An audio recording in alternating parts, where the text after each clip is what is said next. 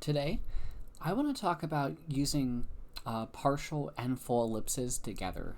So, in the past, let's say you want to draw a tapering cylinder, right? So when you have a cylinder, you have two ends that connect.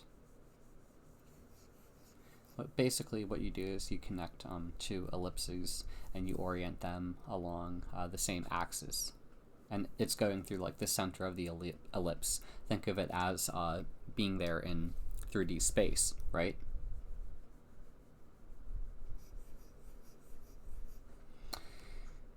So this cylinder is also going to be tapering, and I should have drawn from the bottom.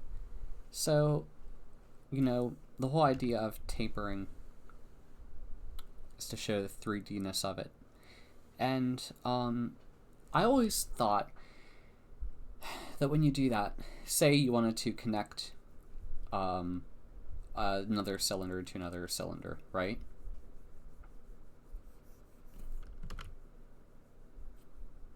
Like let's say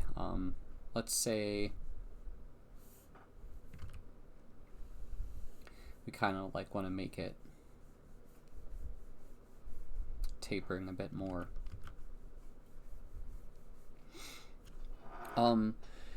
If you were to say drawing the contours around the lips for practice, things could kind of get a bit confusing. I also realized I didn't really make this one. It should have been more like that. I kind of did it weird at an angle, but we make mistakes here. So, I'm not going to be perfect yet.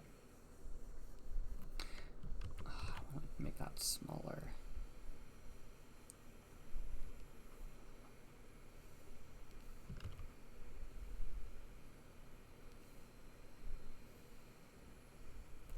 So whenever I'm practicing certain things, you may want to like wrap more partial ellipses or full ellipses around the thing, or around the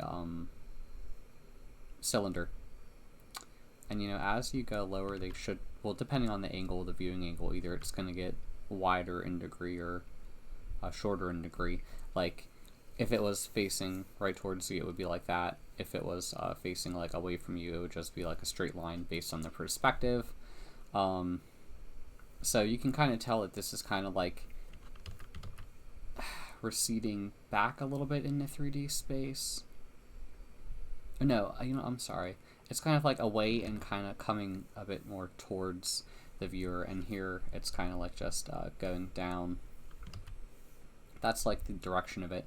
So I kind of realized that if you combine partial and full ellipses together, I think that it kind of makes things clearer, because like I would see myself going down the rabbit hole of using cylinders and it kind of causing a bit of confusion to me with the more cylinders you add to the page. So I'm going to show you what I like personally, what I would use instead.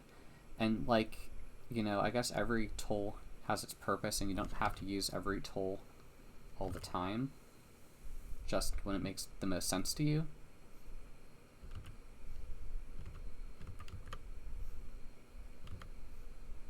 So it's like I have that, and I'm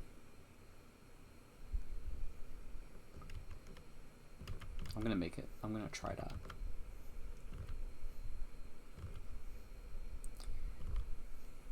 match the other one.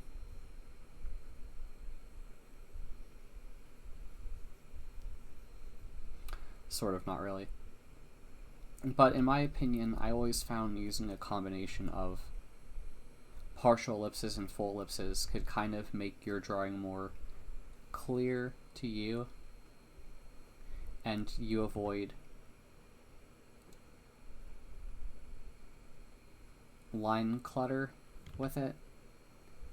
Because I feel like if you eventually get to the point in which you're just adding like a bunch of ellipses, you may not really be thinking enough about what is what, and the partial ellipses tend to break up the sameness of your thing. Like if you were drawing,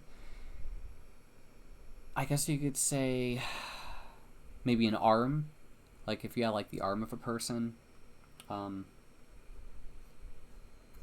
it could be helpful for that, to denote beginnings and ends. Instead of just saying the beginning is ellipse and the end is ellipse, you could say like the beginning is a partial ellipse and the ending is a closed ellipse, kind of to break up your work.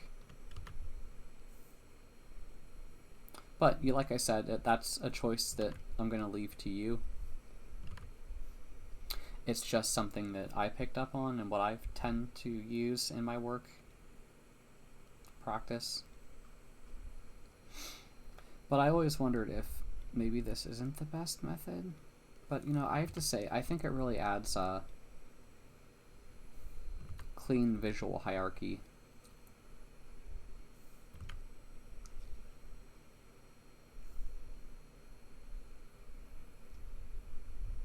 And here, right here, I should have curved it in more, but I didn't. But yeah, that's the concept that I kind of wanted to cover. But yeah, thank you for listening to this little tip. Bye.